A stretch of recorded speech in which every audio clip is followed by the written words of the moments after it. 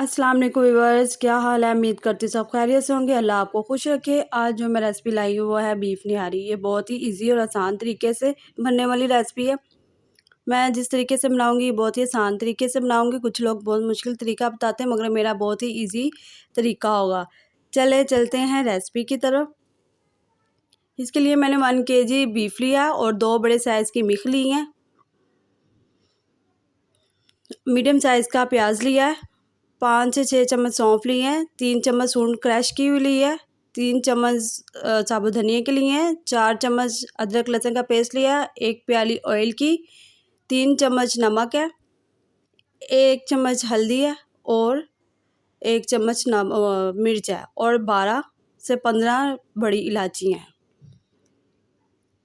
चलिए रेसिपी की तरफ चलते हैं। उसके लिए हमने एक देचकी लिया है। बिस्मिल्लाहिर्रहमानिर्रहीम। अब हम इसमें ऑयल डाल देंगे। 1 प्याली हमने ऑयल डाल दिया। ऑयल को गर्म होने देंगे और पहले खाना बनाने से पहले बिस्मिल्लाहिर्रहमानिर्रहीम पढ़ लिया करें, क्योंकि बिस्मिल्लाह की बरकत से खाना बहुत मज़े का बनता है और खाने में ऑयल गर्म हो गया। प्याज हमने डाल दिया है। प्याज का थोड़ा सा कलर चेंज करेंगे और साथ ही हम इसमें लहसुन अदरक का पेस्ट डाल देंगे। अभी इसका हम प्याज का कलर थोड़ा सा चेंज करेंगे।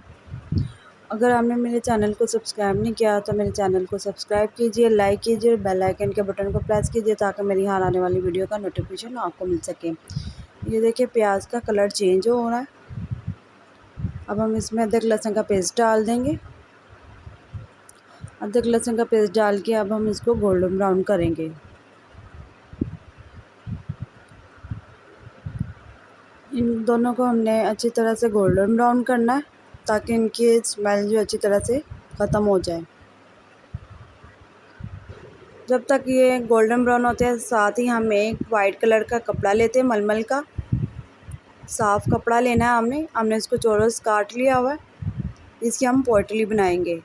सबसे पहले हम डालेंगे बड़ी इलायची, ये 12 से 15 अदद है। साबुत धनिया ये 3 चम्मच है। सूंड है, इसको हमने इस तरह क्रश कर लिया है, ये 3 चम्मच है। सूंड डालने से जायका बहुत अच्छा आता है, खुशबू बहुत मज़े की बनती है निहारी की। 3 चम्मच हमने सूंड डाल दी, इसको क्रश करके डाला था। हाफ प्याली हम सौंफ की डाल देंगे। ये सारे मसाले घर में मौजूद होते हैं। इन सब मसालों की हम घर में जो मसाले मौजूद होंगे हम उनकी निहारी बनाएंगे। इस तरह हम पोटली बना देंगे। ये देखिए साथ ही हमारा प्याज और अदरक लहसुन का पेस्ट गोल्डन हो गया। अब हम इसमें गोश्त डाल देंगे।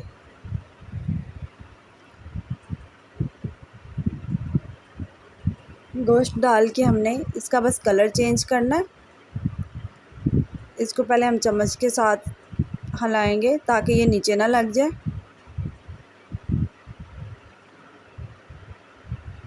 अब और बाकी का गोश्त डालेंगे। ये बड़ी मज़े की आपकी निहारी बनेगी। बहुत इजी और बहुत ही सिंपल तरीके से, बहुत ही आसान तरीके से निहारी बनेगी। बाकी का गोश्त डाल देंगे हम। ये आप बना के ज़रूर देखिएगा और मुझे फ़ीडबैक लाजमी दीजिएगा कि कैसी आपकी ये बीफ निहारी बनी। इसका कलर चेंज हो गया। ये देखें हमने इसका कलर चेंज करना था। कलर चेंज करके ये देखिए हम एक बार फिर इसमें चम्मच लाएंगे।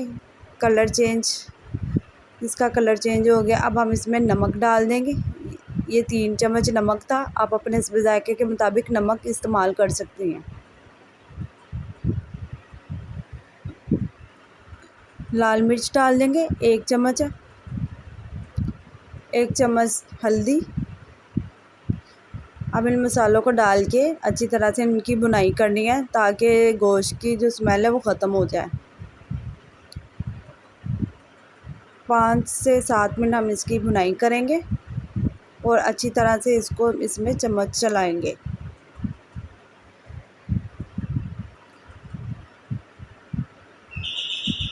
ये देखिए हमारा गोश्त भुना गया था। हमने इसमें 12 गिलास पानी के डालने हैं।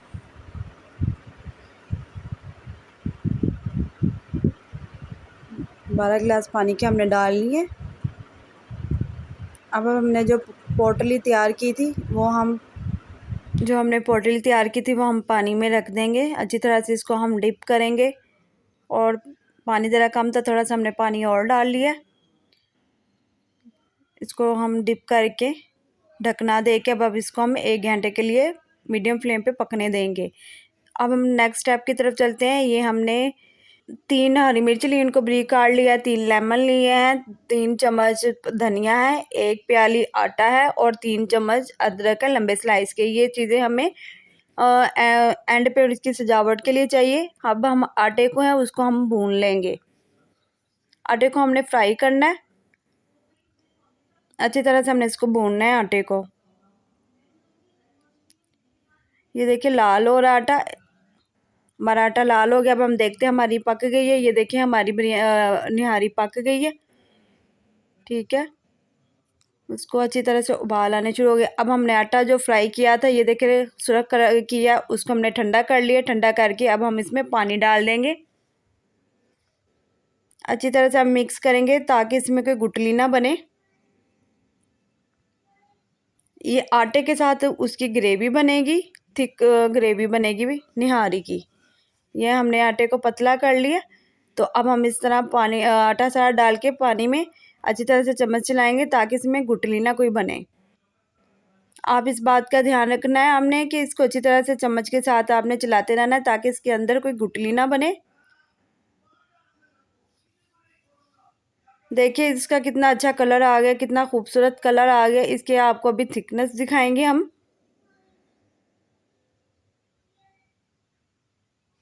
اتنی ایزی طریقے سے میں نے آپ کو یہ ریسپی بتائی ہے. اگر آپ کے پاس آپ کو جلدی ٹائم نہیں ہے، آپ کے پاس جلدی بنانا چاہتی ہے تو آپ پریشر کوکر میں بھی بنا سکتی ہیں.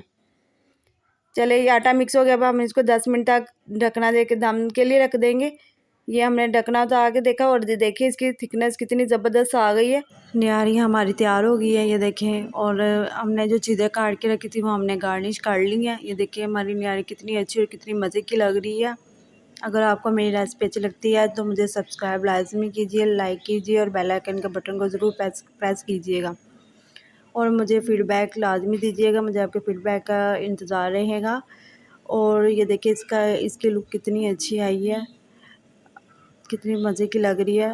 اگلی ویڈیو کے لیے مجھے اجازت دیجیے گا. اللہ حافظ.